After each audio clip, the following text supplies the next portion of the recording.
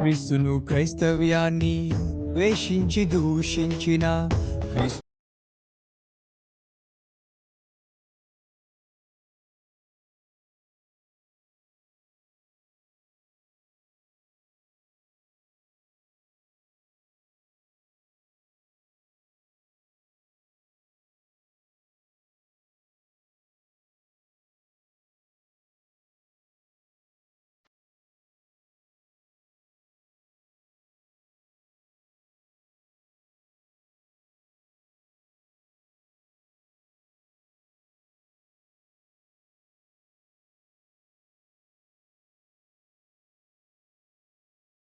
దేవుని యొక్క వాక్యంలో కొన్ని విషయాలు మనం నేర్చుకోవడానికి ప్రయత్నం చేద్దాం. అపోస్తుడైనటువంటి పేతురు రాసిన మొదటి పత్రిక 5వ అధ్యాయం 6వ వచనం 7వ వచనాన్ని చదువుకుందాం. దేవుడు తగిన సమయమందు మిమ్ములను హెచ్చించునట్లు ఆయన బలిష్ఠమైన చేతి క్రింద దీన మనస్కులై ఉండుడి. ఆయన మిమ్మును గురించి చింతించుచున్నాడు గనుక మీ చింత యావత్తు ఆయన మీద వేయుడి. యోహాను శుభవార్త 3వ అధ్యాయము 16వ వచనం చూడకుండా చెప్పగలిగినటువంటి వాక్యం, దేవుడు లోకమును ఎంతో ప్రేమించెను. ఈ 2 వచనాలు కూడా క్రీస్తు ప్రభుల వారికి అతి సమీపంగా ఉండేటువంటి దైవ భక్తులైనటువంటి అపోస్తులైనటువంటి పేతురు గారు, అలాగే క్రీస్తు వారి రొమ్మును ఆనుకున్నటువంటి యోహాను గారు రాస్తున్నటువంటి మాటలు. ఈ 2 వచనాలలో కూడా చాలా చక్కటి వివరణ ఉంటుంది. యోహాను సువార్తలో అంటాడు భక్తుడైనటువంటి యోహాను, దేవుడు లోకమును ఎంతో ప్రేమించాడు. ఇక్కడ భక్తుడైనటువంటి పేతురు రాస్తాడు, దేవుడు తగిన సమయమందు మిమ్మల్ని హెచ్చిస్తాడు కనుక ఆయన చేతుల క్రింద, బలిష్టమైన చేతుల కింద దీన మనస్కులై ఉండండి. మీరు దేని గురించి చింతించొద్దు, మీ గురించే ఆయన చింతిస్తున్నాడు. ఇక్కడ ఈ 3 విషయాలు, మొదటిది ప్రేమ, ఆయన హెచ్చించేటువంటి స్థితి. మూడవది మనలను లక్ష్య పెట్టేటువంటి స్థితి. ఈ 3 కూడా చాలా మానవ జీవితానికి చాలా అవసరమైనటువంటి మాటలు. అయితే ఈ ప్రేమ, ఈ ఆశీర్వాదము, ఈ యొక్క లక్ష్య పెట్టేటువంటి స్థితి ఎవరు చేస్తున్నారు? ఎవరు చేస్తున్నారు ఈ పనులు? దేవుడు చేస్తున్నాడు. ఎవరు చేస్తున్నారట? దేవుడు చేస్తున్నాడు. మనందరూ దేవుడు ఉన్నాడు అని నమ్మాము గనుకనే దేవుని మందిరానికి రాగలిగాం. కానీ ప్రపంచంలో 100కి 20% మంది ఇంచుమించు 100లో 20 మందికి దేవుడు అంటే అసలు నమ్మకం లేదండి. దేవుడిని నమ్మరు వాళ్ళు. అసలే వాళ్ళని ఏమంటారంటే నాస్తికులు అంటారు. నాస్తికుడు అంటే దేవుడు లేడు, దయ్యము లేదు. కొంతమంది అయితే దేవుడు లేడు, దయ్యం లేదండి అని సామాన్యంగా మనతో కాస్త తిరుగుతూ ఉంటారు. కొంతమందికి అయితే ఈ పిచ్చి పీక్ స్టేజ్లోకి వెళ్ళిపోతాయి. ఎంత స్టేజ్లోకి వెళ్ళిపోతా అంటే అవసరమైతే డిబేట్లు పెట్టుకొని, అవసరమైతే దేవుడు ఉన్నాడు అని చెప్పిన వారందరికీ తలస్నానం చేయించడానికి కూడా వాళ్ళు చాలా సిద్ధంగా ఉంటారు. అది పీక్ స్టేజ్కి వెళ్ళిపోయినటువంటి పిచ్చి అనమాట. దేవునికి స్తోత్రం. అది పిచ్చి అనుకోవడానికి కూడా లేదు, వాళ్ళ తత్వం అది. అయితే దేవుడు లేడని చాలామంది అంటూ ఉన్నారు, దేవుడు ఉన్నాడని కొంతమంది అంటున్నారు. అసలు దేవుడు ఉన్నాడా? దేవుడు ఉన్నాడు అని మనం అంటే చాలామంది ఏమంటారంటే దేవుడు ఉంటే చూపించు అంటారు. ఈరోజు మీకు ఎందుకు ఈ మాటలు చెప్తున్నానంటే మీరు కొంచెం నేర్చుకుంటే ఉపయోగకరంగా ఉంటుంది. దేవుడు ఉంటే చూపించు అంటారు. భూమి మీద రెండు విషయాలు ఉంటాయి. ఒకటి ఫినామినల్, రెండు నామినల్. అంటే ఫినామినల్, నామినల్. అంటే ఫినామినల్ అంటే మనిషికి కంటికి కనబడేది. ఫినామినల్ యాక్టివిటీస్ అంటారు అట్లా. అంటే కంటికి కనబడేటువంటి యాక్టివిటీస్. నేనున్నాను, నేను మీకు కనబడుతున్నాను, నేను మాట్లాడుతున్నాను. నామినల్ యాక్టివిటీస్ అని ఉంటాయి. ఈ నామినల్ యాక్టివిటీస్ అనేటువంటిది అవి ఉంటాయి, కానీ కంటికి కనబడు. మీకు ఇది బాగా అర్థం కావడానికి ఒక ఉదాహరణ చెబుతాను, లైవ్ ఎగ్జాంపుల్ చెబుతాను. నా చేతిలో మైక్ ఉంది, మౌత్ ఉంది, మైక్. ఈ మైక్లో నేను మాట్లాడుతూ ఉన్నాను, కానీ ఈ మైక్కి ఇక్కడ ఉన్నటువంటి యాంప్లిఫైర్ కానీ బాక్సులు కానీ ఏ విధమైనటువంటి అనుసంధానం లేదు, ఏ విధమైన వైర్లు లేవు. నేను ఎప్పుడైతే ఇందులో మాట్లాడుతున్నానో, నేను మెల్లంగా మాట్లాడుతుంటే బాక్సులోంచి మీకు గట్టిగా వినబడతా ఉంది. ఇది ఏ విధమైన వైర్ లేదు, కానీ నా మాట అందులో నుంచి మీకు వస్తూ ఉంది. ఇప్పుడు నేను కనబడుతున్నాను, కానీ నా మాట మైక్లోకి వెళ్ళడానికి అవసరమైనటువంటి రేడియో తరంగాలు ఉంటాయి. నేను ఇందులో మాట్లాడుతున్నాను, ఇందులో ఉన్నటువంటి అయస్కాంతం ట్రాన్స్మిటర్ ఏం చేస్తుందంటే నా మాటలను అది స్వీకరించి దాన్ని రేడియో తరంగాలుగా మార్చి ఆ రేడియో తరంగాల్ని ఆ రిసీవర్లోకి పంపిస్తే ఆ రిసీవర్ మళ్ళీ ఆ రేడియో తరంగాల్ని స్వీకరించి దాన్ని ఎలక్ట్రికల్ వేవ్స్ కింద మార్చి యాంప్లిఫైర్లోకి పంపిస్తే యాంప్లిఫైర్ దాన్ని మళ్ళీ తీసుకెళ్ళి బాక్సులోకి పంపిస్తే బాక్సులు దాన్ని మళ్ళీ ఏం చేస్తాయంటే శబ్ద తరంగాలుగా మారుస్తాయి. ఎంత ప్రాసెస్ జరుగుద్ది. ఇప్పుడు రేడియో వేవ్స్ ఉన్నాయి, నేను వెళ్ళే మాట్లాడే మాట అక్కడికి వెళ్తుంది, బాక్సులో నుంచి వస్తుంది. ఇది కనబడటం లేదు. అలాగని ఇది కనబడటం లేదు కాబట్టి there is no radio waves అనడానికి లేదు. అది ఉన్నదా లేదా అని మనకి ఎట్లా తెలుస్తుందంటే, దాని వలన జరిగేటువంటి క్రియలను బట్టే అది జరుగుతుంది, తెలుస్తుంది. దేవునికి స్తోత్రం, హల్లెలూయా. దేవుడు ఉన్నాడా లేడా అనేటువంటి విషయము మనుషుడికి ఎలాగ అర్థమవుతుందంటే, దేవుణ్ణి చూస్తే కాదు, దేవుణ్ణి చూడటం ఎవరి వల్ల కాదు. దేవుణ్ణి ఎవడు చూచి ఉండలేదు, ఆయన చూసిన ఏ నరుడు బ్రతికి ఉండలేడు. ఎందుకు అంటే ఆయన ఆత్మస్వరూపి అయినటువంటి దేవుడు, కోటి సూర్యుల కాంతి కలిగినటువంటి తేజోమయుడైన జ్యోతిర్మయుడైనటువంటి దేవుడు. అలాంటి దేవుణ్ణి మనం చూడలేం. మన యొక్క నగ్న కళ్ళలతో, మన యొక్క శారీరకమైనటువంటి నేత్రాలతో ఆయనను చూడలేం.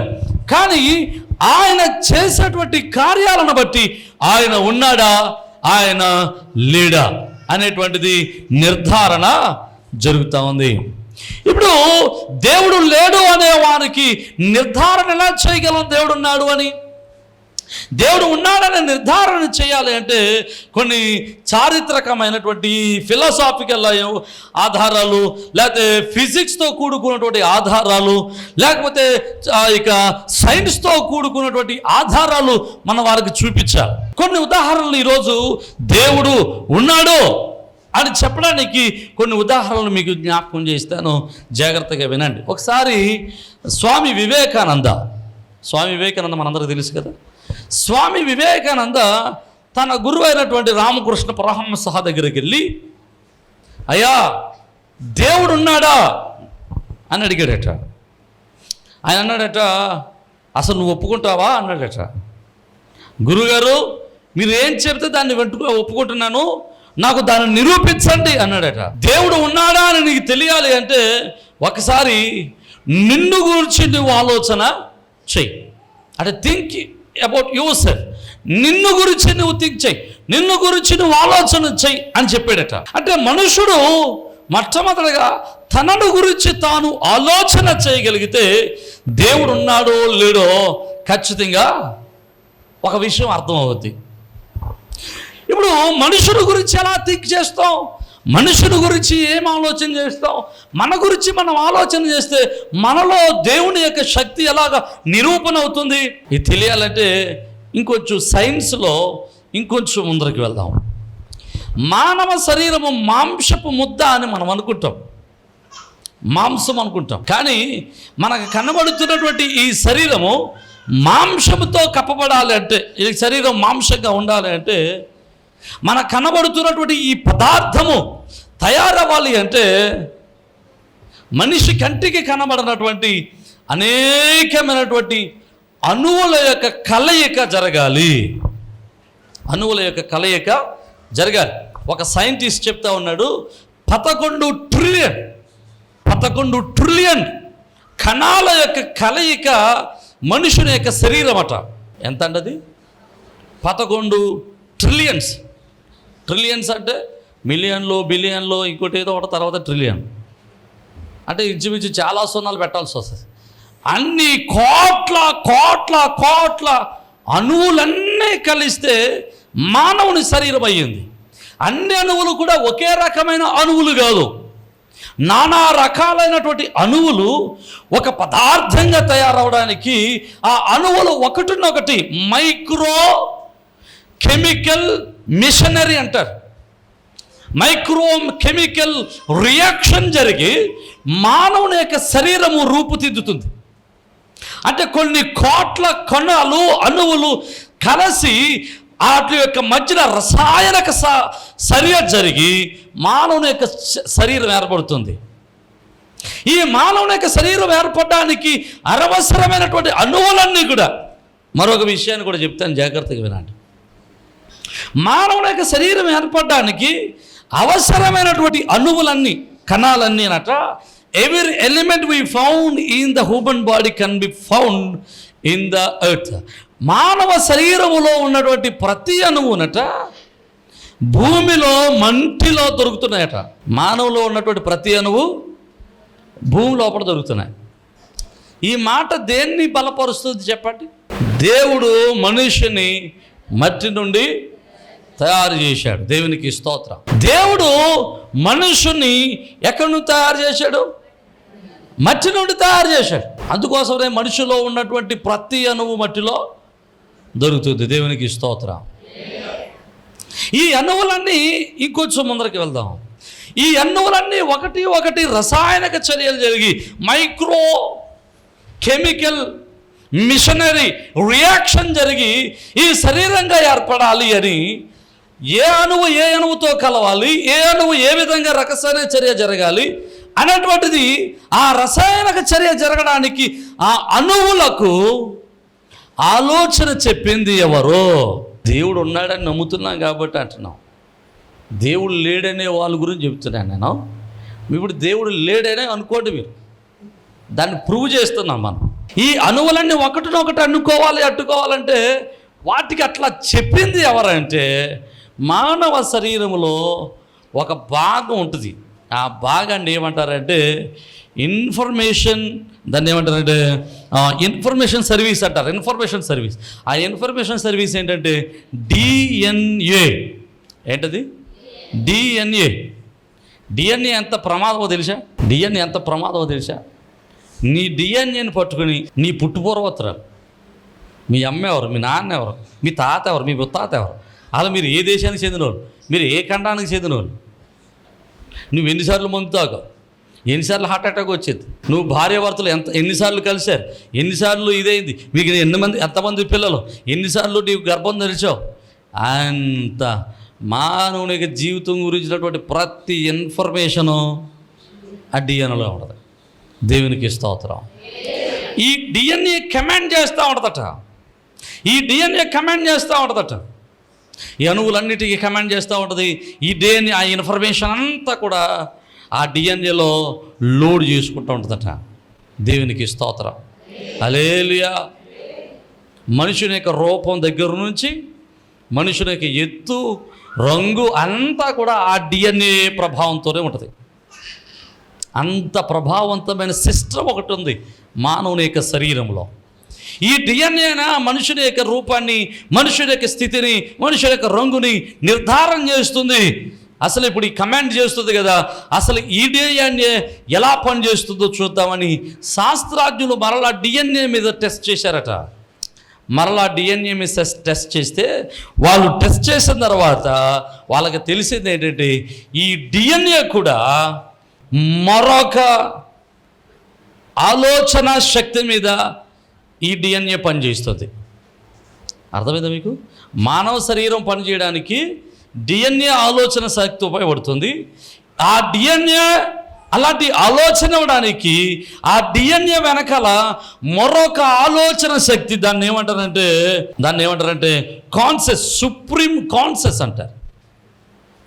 అంటే ఆ శాస్త్రజ్ఞులు దాని వెనక ఉన్నటువంటి ఆ సుప్రీం కాన్షియస్ ఏంటో కనిపెట్టడానికి వాళ్ళకి శక్తి సరిపోలేదు. దాన్ని వారు దేవుడు అని చెప్పడానికి ఇష్టం లేక వాళ్ళు దానికి ఒక పదం పెట్టేసి వదిలేశారు. దాన్ని ఏమన్నారంటే సుప్రీం ఇంటెలిజెన్స్, సుప్రీం కాన్షియస్ అని పేరెట్టేసి అక్కడ వదిలేశారు. దేవునికి స్తోత్రం. దాని దగ్గరికి వెళ్ళలేకపోతున్నారు వీళ్ళు, దాని దగ్గరికి వెళ్ళలేకపోతున్నారు. అందుకు నీకు ఏం చేశారంటే supreme power, supreme conscious, supreme intelligence అన్నారు.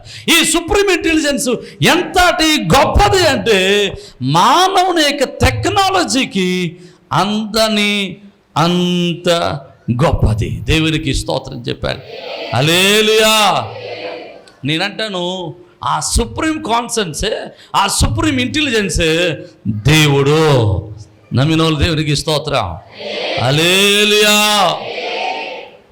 సమస్తమైన మానవాళిని వెనుక ఉండి నడిపిస్తున్నటువంటి ఆలోచన శక్తి, జ్ఞాన శక్తి, బలము దేవుడై ఉన్నాడు. దేవునికి స్తోత్రం. దేవుని ఊపిరిలో నుంచే మనుషుడు పుట్టాడండి. ఇంకొంచెం ముందరికి వెళ్దాం. బైబిల్ తీసేద్దాం, బైబిల్ వదిలేండి. బైబిల్ని బట్టి ఆధారాన్ని బట్టి దేవుడు అని చెప్పడం కాదు, శాస్త్రాన్ని బట్టి ఆధారాన్ని బట్టి దేవుడు ఉన్నాడు అని చెప్పడానికి మరొక ఉదాహరణ చెప్తాను, జాగ్రత్తగా వినండి. మనం రాజమండ్రి కానీ లేకపోతే ఎక్కడైనా ఒక పట్టణానికి కానీ వెళ్ళాం అనుకోండి. రాజమండ్రి మోరంపూడి సెంటర్ తీసుకుందాం. అవి 4 రోడ్లు కూడలి.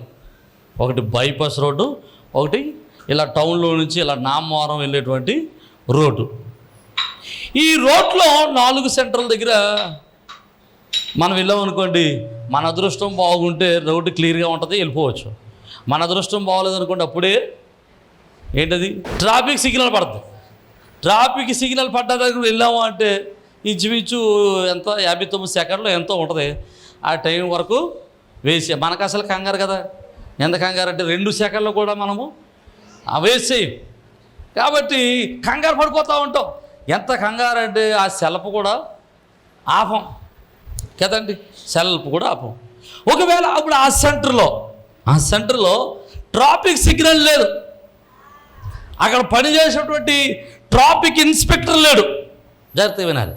అక్కడ ట్రాఫిక్ సిగ్నల్ లేదు, ట్రాఫిక్ ఇన్స్పెక్టర్ లేడు. ఒక ఆయన ఉంటాడు కదా, చెయ్యిలో పెట్టి ఇలాగెళ్ళండి ఇలాగంటే చూపిస్తారు కదా, ఆయన లేడు, సిగ్నల్ లేవు. అక్కడ ఎలా ఉంటుందో పరిస్థితి, ఎలా ఉంటుందండి పరిస్థితి? మనం వెళ్ళగలమంటారా?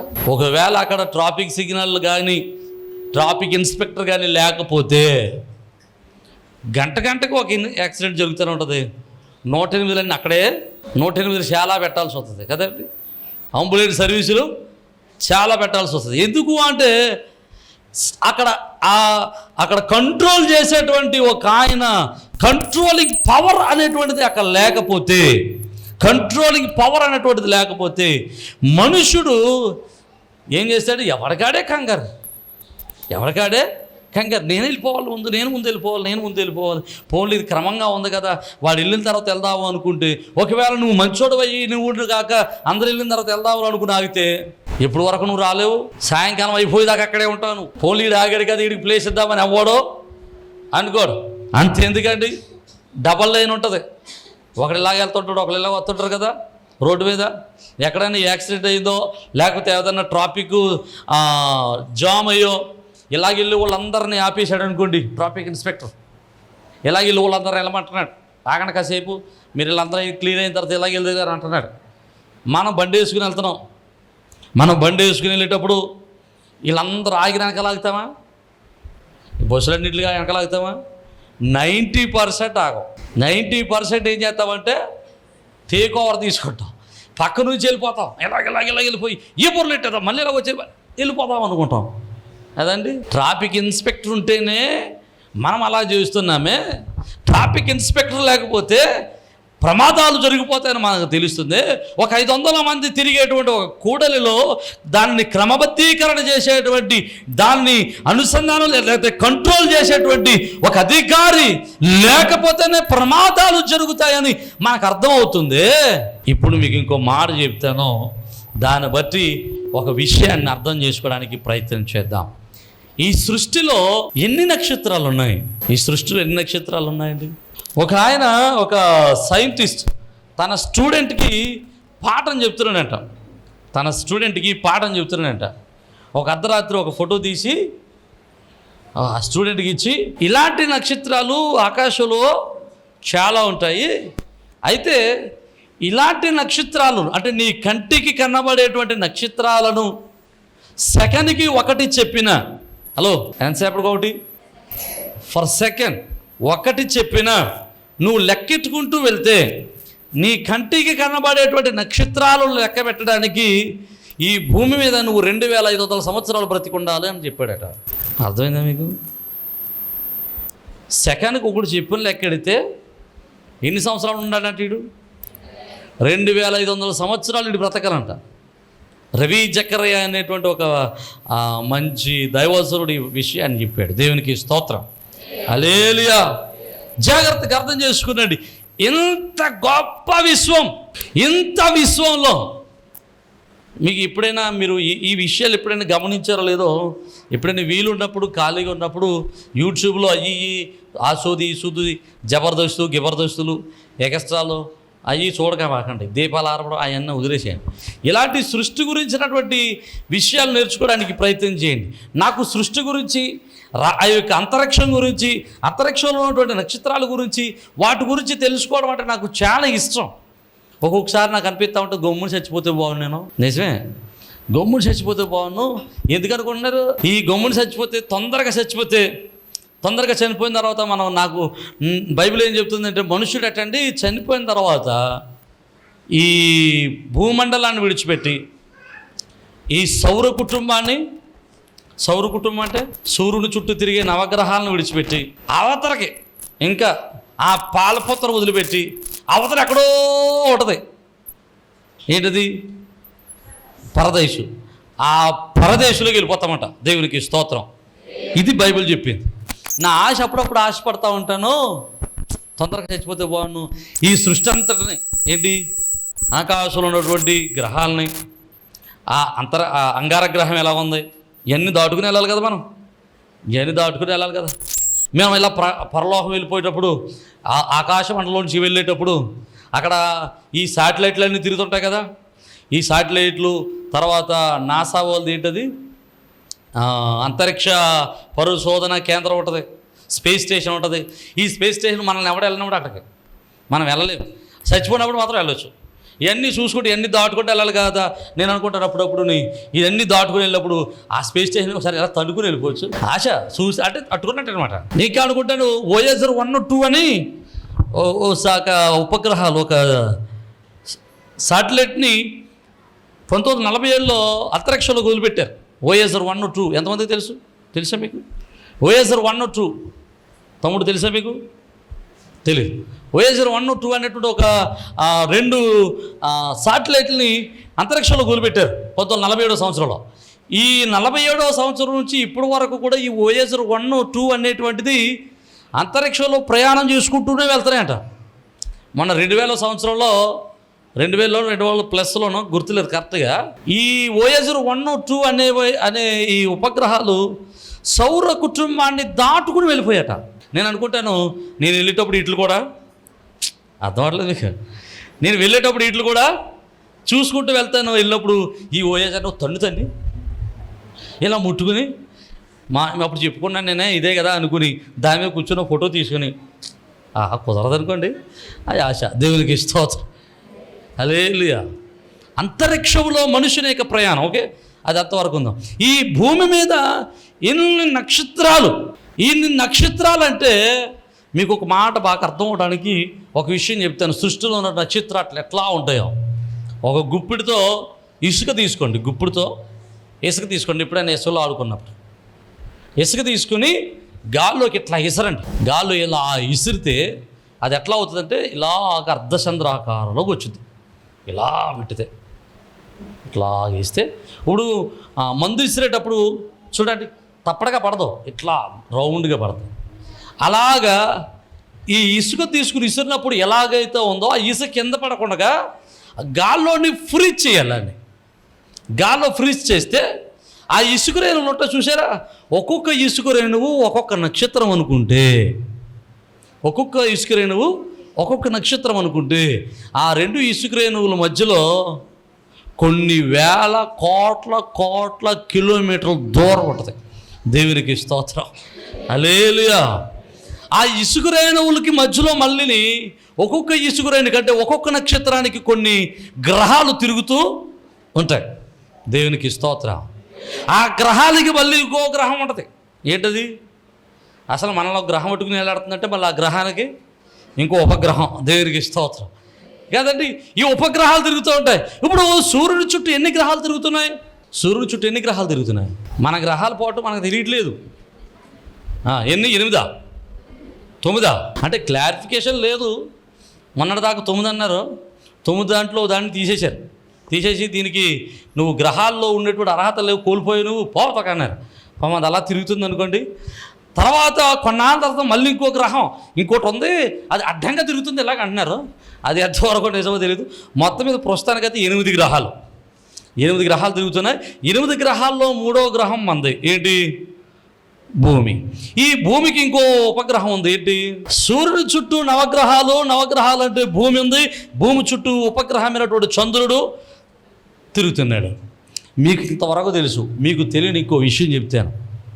ఏంటంటే సూర్యుడి చుట్టూ గ్రహాలు తిరగటం పాటు ఇప్పుడు అంతరిక్షములో ఉన్నటువంటి పాలపొంత చుట్టూ, అంటే పాలపొంత కేంద్ర బిందువు చుట్టూ, పాలపొంతలో ఉన్నటువంటి నక్షత్రాలన్నీ కూడా తిరుగుతున్నాయట. దేవునికి స్తోత్రం, హల్లెలూయా. అంటే ఇప్పుడు సూర్యుడు కూడా తిరుగుతున్నాడు. సూర్యుడు తిరుగుతుంటే సూర్యుడు చుట్టూ ఉన్న నవగ్రహాలు కూడా క్రమం తప్పకుండా తిరుగుతున్నాయి. దేవునికి స్తోత్రం, హల్లెలూయా.